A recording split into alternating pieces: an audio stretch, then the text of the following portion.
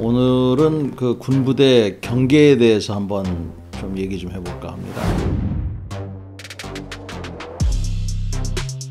우리 군인들에게 있어서 경계작전이라고 하는 것은 굉장히 중요한 것으로 이렇게 인식이 되고 있습니다. 작전에 실패한 지휘관은 용서할 수 있어도 경계에 실패한 지휘관은 용서할 수 없다. 이 말은 모든 군인들에게 각인이 되어 있는 그러한 말이 될 것입니다. 그러나 현실은 그렇게 쉽지가 않습니다. 우리가 북한하고 맞닥뜨려 있는 비무장지대 같은 경우만 해도 일개 소대가 맡고 있는 정면이 한 1.5에서 한 2km, 많게는 3km 이렇게 됩니다. 후방 지역에서 대부분의 주둔지는 대대급을 기준으로 하고 있는데 대대급 부대만 해도 그 규모가 작게는 5,000평, 평균 한 10,000평 정도 됩니다. 그러면 그 울타리가 3km에서 4km 정도가 됩니다.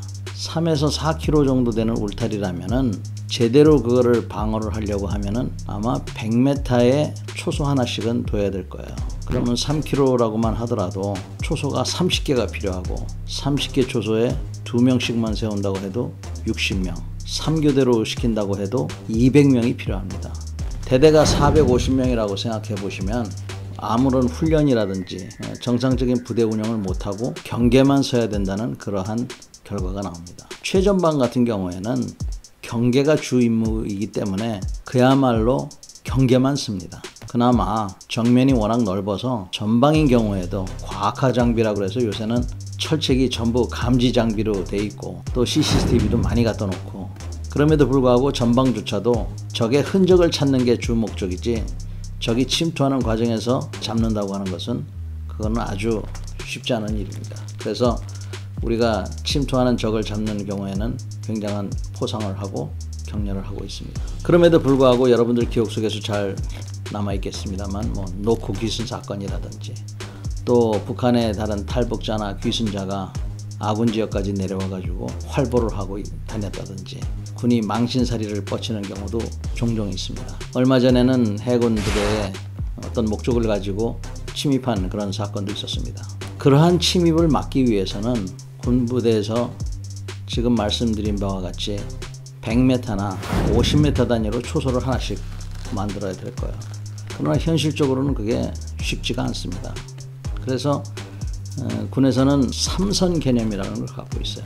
쉽게 말씀드려서 아파트 단지를 생각해 보시면은 아파트 단지 입구에는 통상 차량이 출입할 때 그 차량을 출입 여부를 결정하는 경비 아저씨들 초소가 있습니다. 그 다음에 그 두 번째는 각 그 아파트 동마다 동 입구에 사람이 근무 쓰고 있는 그 경비 초소가 있습니다. 그리고 각 아파트 문의 입구에 있는 대문이 있습니다. 단지 입구에 해당하는 것이 그 3선이라고 생각하시면 됩니다.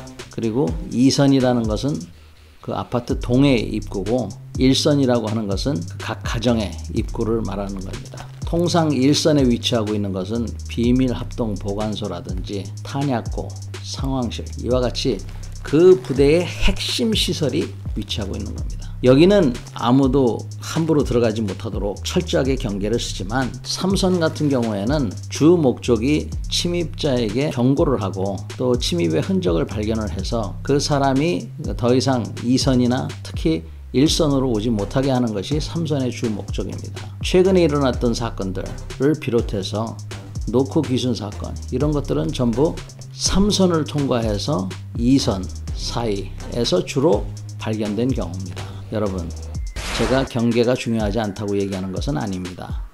그러나 3선을 통과했다고 해서 아파트 단지에 누가 들어왔다고 해서 마음은 불편하지만 그것을 막기 위한 노력을 잘 한번 생각해 보아야 됩니다. 지금은 그것조차도 허락하지 않겠다고 사실 군에서는 그동안 호언장담해 왔기 때문에 스스로 발목을 잡아서 굉장히 애로사항을 느끼고 있습니다. 그와 같은 불미스러운 일이 일어나면 지휘관들은 줄줄이 문책을 당하고 있습니다. 그러다 보니까 이 불가능한 상황에서 그것을 가능케 하려고 하다 보니까 굉장히 스트레스를 받고 있는 겁니다. 스트레스만 받고 있으면 괜찮은데 본인들이 진작 해야 될 훈련이라든지 또 정상적인 부대 운영을 하지 못하고 있는 것입니다. 만약에 모든 군부대를 정말로 철통같이 지키고 싶다면 우리가 해야 될 일들이 몇 가지가 있습니다. 우선 첫째는 군 부대에 막대한 돈을 좀 투자를 해서 외곽 전체를 CCTV를 설치하고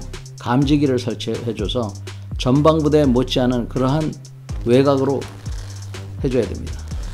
거기에 추가해서 그 세콤이나 이와 같은 거에 버금가는 그러한 경비 시설들을 해야 됩니다. 실제로 선진국들은 다 그렇게 하고 있습니다. 심지어 선진국은 그 삼선 경계에 대해서는 민간인들한테 맡기고 있습니다. 그렇게 해서 군인들은 훈련에 집중할 수 있도록 하는 그런 여건 마련을 해줘야 될 겁니다. 두 번째는 국회에서 앞으로 군부대에 침입하는 사람들, 이런 사람들에 대해서는 가중처벌을 만들어서 강력하게 처벌을 해야 됩니다. 지금은 단순히 나물 캐러 들어가는 것 외에도 군을 망신 주기 위해서 들어오는 사람에 대해서도 벌금형조차도 때리지 않는, 기소조차도 하지 않는 경우가 대부분입니다.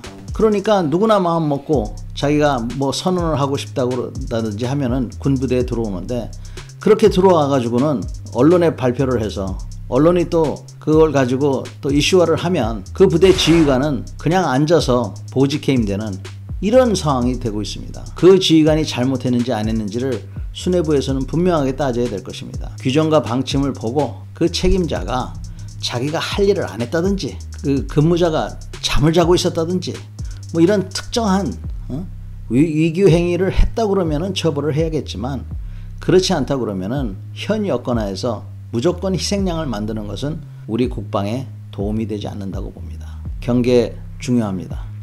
그러나 개미 한 마리도 통과하지 못하도록 하기 위해서는 많은 투자와 많은 생각, 그리고 많은 노력이 필요합니다. 그렇게 하다 보면 해야 될 훈련이나 기타 부대 운영을 할 수가 없습니다. 이와 같은 현실을 잘 감안하셔서 여러분들께서 현명한 판단을 해주시기 바랍니다. 우리 모두가 국방에 대한 관심을 갖기를 저는 희망합니다. 여러분, 국방은 내 손으로 해야 됩니다. 군인들은 오로지 여러분들의 응원 속에서만 사기가 유지됩니다. 우리가 군인들이 잘할 수 있도록 응원해 줍시다. 잘못한 것을 우리가 지적해 줄 수는 있지만 그래도 내 자식들이라는 것을 잊지 말아 줍시다. 감사합니다.